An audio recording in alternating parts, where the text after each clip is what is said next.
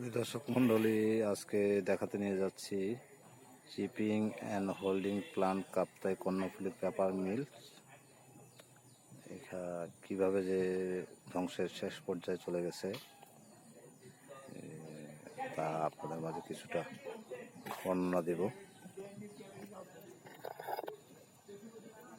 দেখুন গাইস, এটা হচ্ছে সিকিউরিটি পোস্ট, নিরাপত্তা বিভাগ। এই যে পাশে এটাই ছিল এখানকার বিনোদনের একমাত্র মাত্রা ক্লাব, সিবিএ ক্লাব।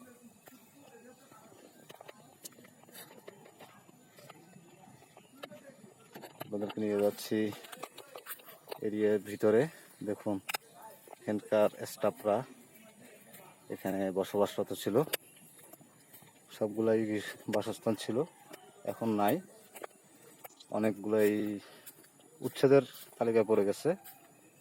দেখুন গৃহ শূন্য, মানুষ শূন্য, লোকালয়ের বাহিরে পরিস্থিতি। এই যে এখানকার যারা অফিসার লেভেল ছিল তাদের অফিসার্স কোয়ার্টার, এখন একমাত্র ধ্বংসস্তূপ, ভূতের বাড়ি বা ভূতের বিল্ডিং বলা হয় এটাকে।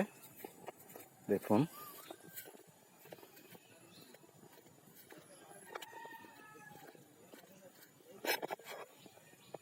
ভূতের বাড়ি বা ভূতের বিল্ডিং বলা হচ্ছে এটাকে। এখন নিয়ে যাচ্ছি আপনাদেরকে মূল প্রজেক্ট, যেটা কর্ণফুলী পেপার মিলসের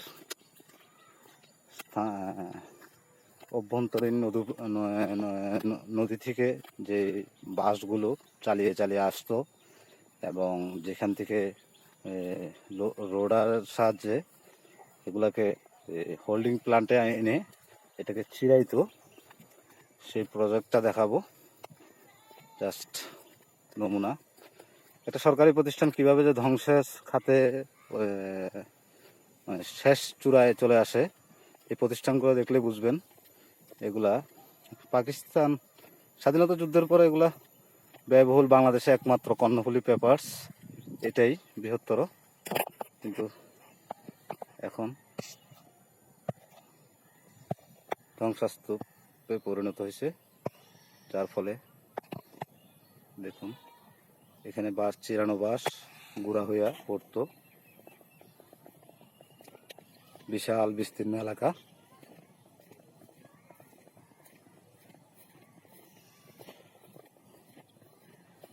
এই রিলিংগুলো দেখতেছেন, এগুলোর মাঝে এগুলো আসতো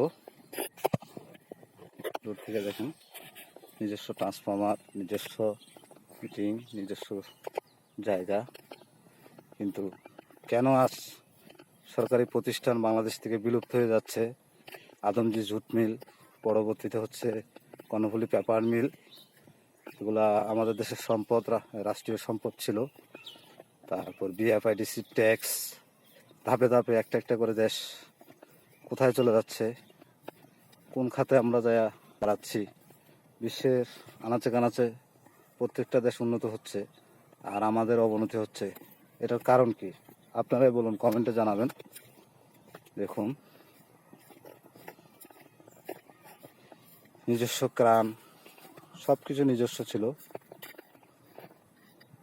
দেখুন এই রিলিংয়ের সাহায্যে সব যেত এখানকার মালামাল।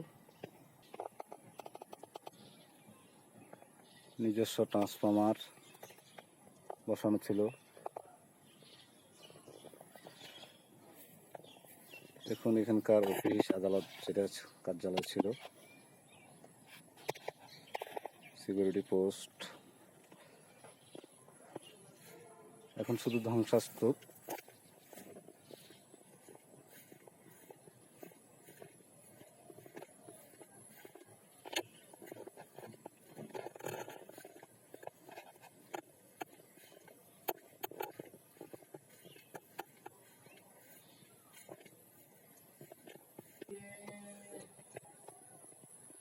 আমি আপনাদেরকে রেলিংয়ের নিচের অংশটা দেখাচ্ছি, মানে কীভাবে রোলারগুলো ঘুরতো আর বাসের যে শিপিংয়ের হোল্ডিংয়ের প্ল্যান্টের বাসগুলো আপনার এর সাহায্যে, রোলারের সাহায্যে এই যে উপর দিয়ে এগুলা চলে যেত হোল্ডিং পয়েন্টে।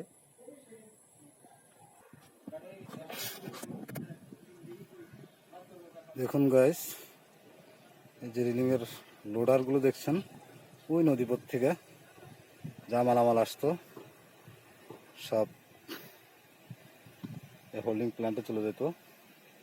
নিজস্ব বোট, সব কিছুই নিজস্ব। এর একাংশ ঘূর্ণিঝড় চলে আসছে।